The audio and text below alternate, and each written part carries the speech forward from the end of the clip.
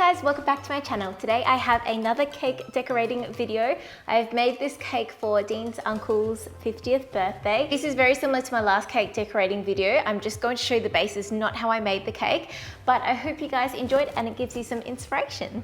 I'm starting out with 2 vanilla cakes, and what I'm going to do is slice them all up so that they are ready for layers. If you know how to do this already, just skip over this part, but basically I am going to measure them out. So I'm going to cut the top layer off at 5 centimeters and then the middle layer off at 2.5, and then I should have 2.5 centimeter layers of cake. Obviously, I'm not a professional at this, and this is just my technique of doing it.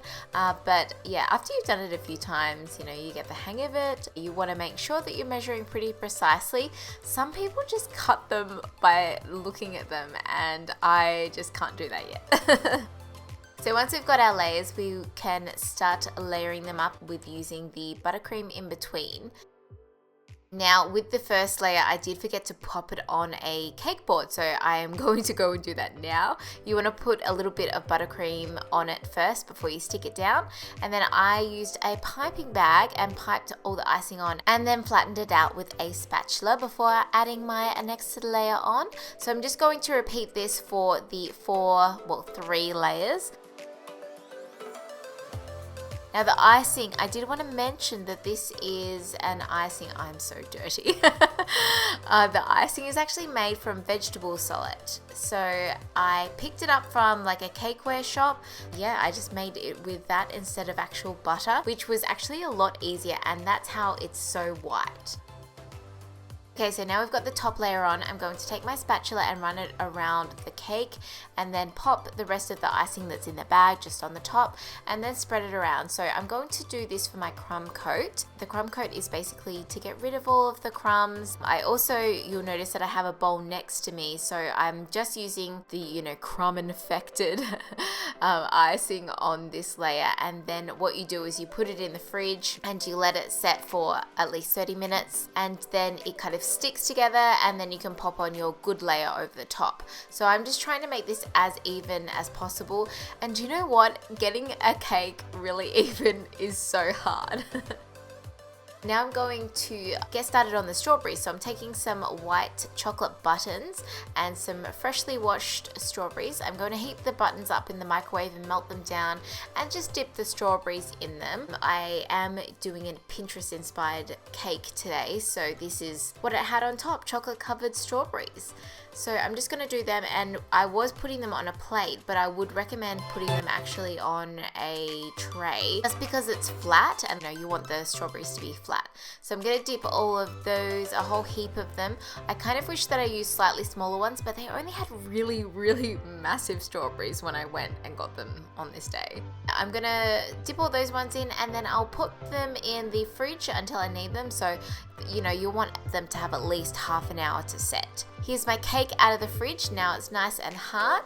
I'm going to go in with my buttercream, which isn't actually buttercream, and I'm going to put my good coat on. I spent a lot of time doing this to try and get it even, and I think that it's just something that comes with practice, but I'm going to go over with my spatula, and then I've got this tool, which you can't see here, but you can see it in the next clip. You see it just on the bench there. So good for just really smoothing out the layers, and I just got that from my local cake store as well. And all I'm going to do is smooth them up and then try and fill them out by putting more icing where it's uneven, and then smoothing it out again. And yeah, this process can be quite lengthy, and then just using a smaller spatula on top as well. To get the icing super smooth, you can run your spatula or the little tool thing that I have under hot water or warm water for a little bit, wipe it off, and then it will make it so much smoother as well. So once I'm finally happy with it, I am going to then pop it in the fridge for a little while, as long as possible. I didn't have too much time on this day, but you know, and half an hour to an hour would be perfect. I'm going to make my chocolate ganache right now. So I'm taking half a cup of cream and popping it in the microwave for 20 seconds and then popping in some dark chocolate. And I'm going to mix it in, and just take your time with this. You don't want it to overheat. You want the chocolate to melt in nicely and evenly with the cream. Now it was a little bit lumpy, so I put it back in the microwave for another 10 seconds, and then I just stirred until it was nice and smooth and perfect. So I am going to use this little squeezy bottle thing, which I just got from the reject shop, but you can also use a piping bag as well, but I just found the squeezy bottle quite easy, although it wasn't that great to clean, just an FYI. So I'm going to pour some ganache over the top of the cake, just straight from the bowl, and then take a spatula and just spread it out. I was trying to get it as even as possible, and this was my first time doing a drip cake, and I was a little bit nervous doing it, but I just went in and did it. So I'm going to push it to the sides and let it drip off the sides of the edge, make it as even as possible. And then when I'm ready, go in with my little squeezy ganache tool thing and just pipe some ganache over the edges and let it drip down. I just went around in circles, and where I thought it needed more, put more. And yeah, it's actually so simple to do. I was very surprised how easy it was. Now I'm just finally smoothing everything on the top. I just wanted the ganache to look nice and smooth before I popped my strawberries on.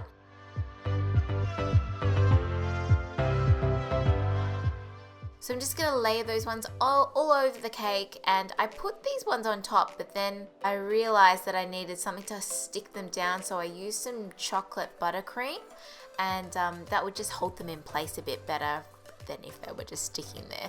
I guess you could also use toothpicks as well. And now time for the little 50 cake topper. This was really cute. I just got it at a local cake store. I thought it looked really cute on top.